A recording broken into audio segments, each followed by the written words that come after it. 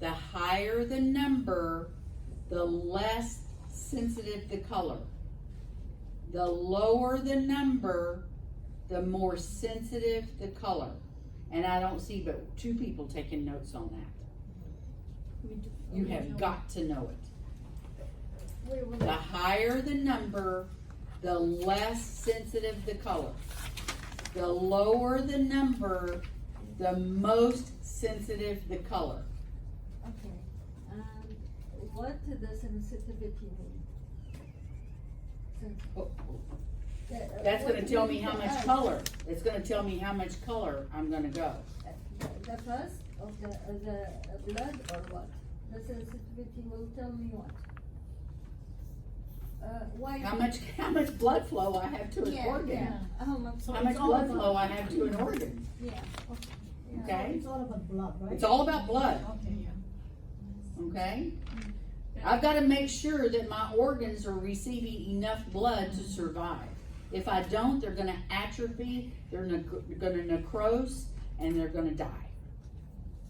So when you're saying sensitive, I wonder if this is what she was trying to ask.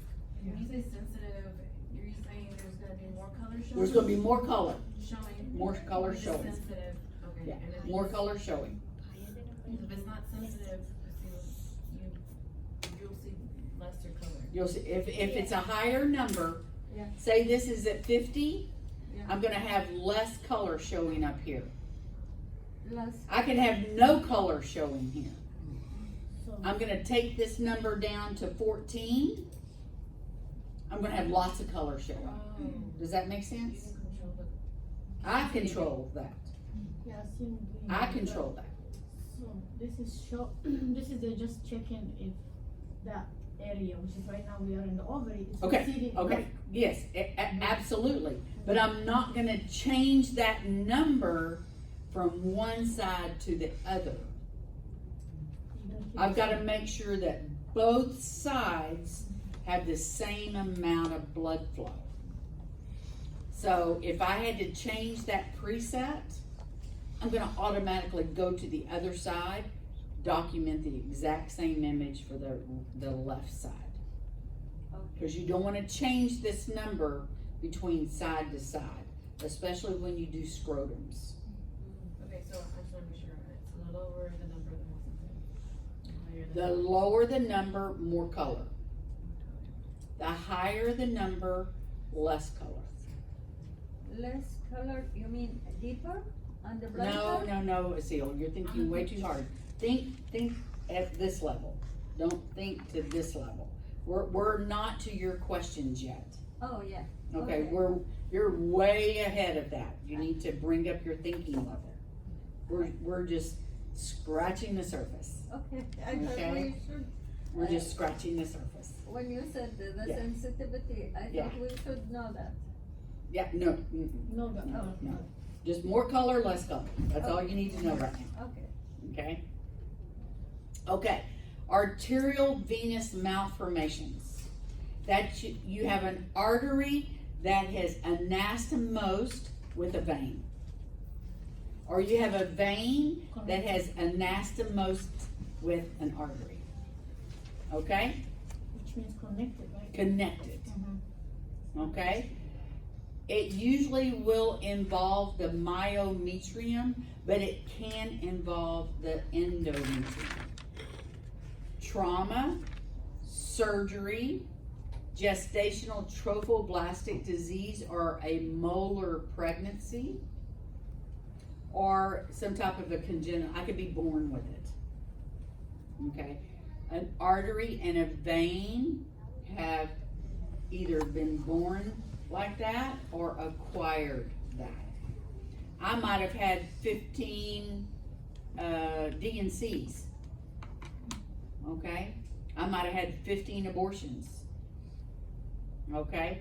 The more abortions I have, the higher the risk of having an arteriovenous malformation. Okay. Sonographically, it's going to look all different kinds of ways. You'll have it'll look like you have polyps in the endometrium, but you put color on there and it's going to be very, very bright. you'll have turbulent flow. Turbulent flow is, remember how I told you how it's all the different colors? That's called turbulent flow. High velocity, this is real high. 60, 80, 100, 120, 140. High velocity. Okay? Low resistance, that means that it's feeding an organ, so it doesn't have to work very hard to feed that organ. Okay? So that will be considered low resistance. Okay. So here I have an antiverted uterus. I have free fluid in the anterior cul-de-sac or the vesicouterine pouch. I have fluid in the posterior cul-de-sac or the rectouterine pouch or the pouch of Douglas. Here is my lower cervix, lower uterine segment. But look what's happening to my endometrium. Something is wrong with my endometrium. Look how it looks like a cup. There's something there. It's supposed to be straight. It's an arteriovenous malformation because I put color on it. It's hypervascular. I do a Doppler reading of it, and I've got blood going above and below the baselines. We'll do 5 more minutes. Ovarian vein Doppler. The left drains into the left renal vein. The right drains into the IVC. Okay. The size is a 2.6 millimeters nulliparous. They've never been pregnant. The size gets up to a 3.4 millimeters if my patient has ever been pregnant. Okay? Pelvic congestion. Pelvic congestion, it's unknown reasons. It causes pelvic pain. Pain that's always there. And it could be premenstrual, menstrual, postcoital. What does that mean? Postcoital. After sex. Oh. Okay? And you can have problems in the perineum. Where's the perineum? Between the vagina and the anus. Okay? Pelvic congestion causes lower extremity varices.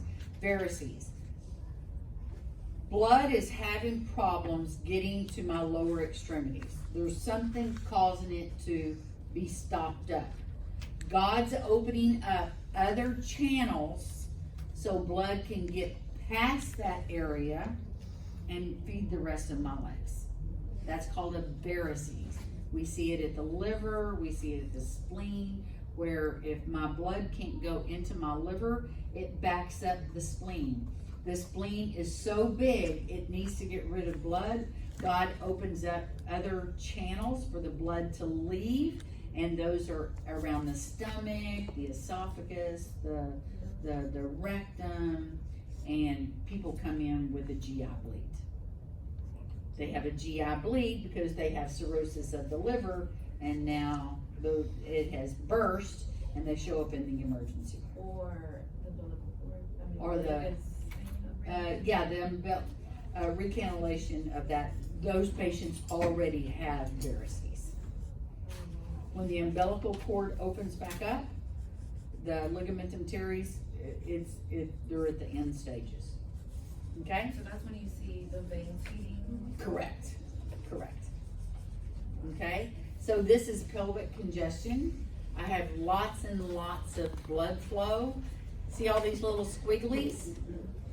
It makes it bright up, especially if I have the patient Valsalva, taking a deep breath, hold that breath in, and then push down like you're gonna have a bowel movement. That is considered Valsalva. I have increased the abdominal pressure.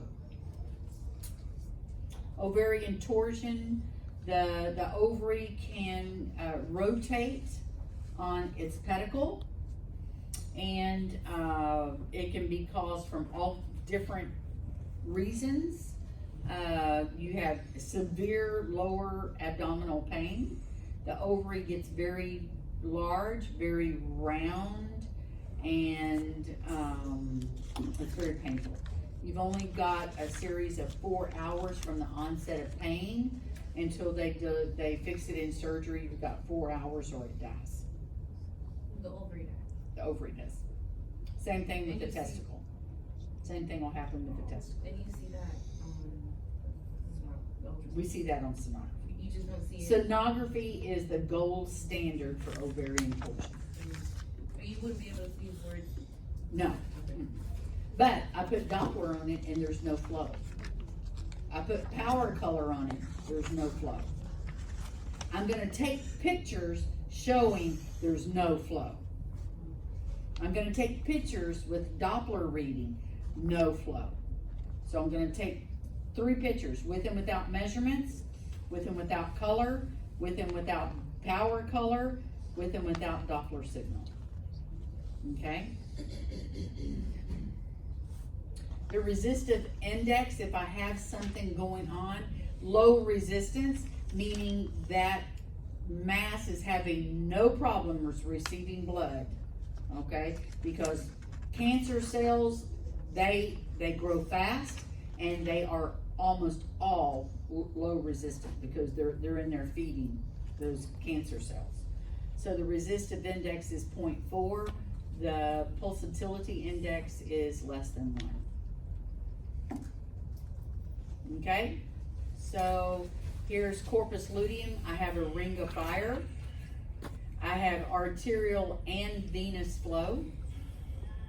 Above the baseline, below the baseline, this is my scale. My color is at 5.4. And that's it. Okay.